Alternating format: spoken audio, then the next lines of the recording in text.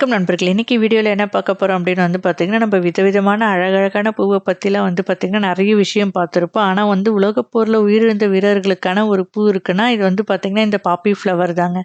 இது எதனால் ரெட் கலரில் இருக்குது அப்படின்னு பார்த்தீங்கன்னா, வீரர்களுடைய ரத்தத்தை குறிக்கிறதுனால தான் இது பார்த்தீங்கன்னா ரெட் கலரில் இருக்குன்னா பாருங்களேன்.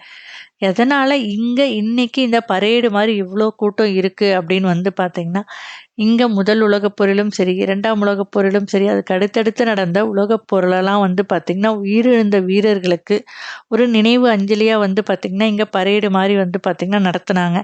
எதனால் இந்த பரேடு நடக்குதுன்னா, போர் அப்போ நிறைய விளைவுகள் ஏற்பட்டிருக்குல்ல, அதெல்லாம் பார்த்தீங்கன்னா மக்கள் என்றைக்குமே நினைவில் வச்சுக்கணும் அப்படின்றதுனாலையும், போரில் உயிரிழந்த வீரர்களுக்கு பார்த்தீங்கன்னா நம்ம மரியாதை கொடுக்கணும்ல, அதனால தான் பார்த்தீங்கன்னா இந்த மாதிரி பரேடு பார்த்தீங்கன்னா இங்கே நடந்துச்சுங்க.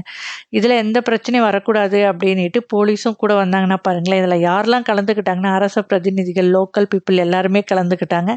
இந்த மாதிரி வீடியோ பிடிச்சி மறக்காம சேனலுக்கு லைக், ஷேர், சப்ஸ்கிரைப் பண்ணாமல்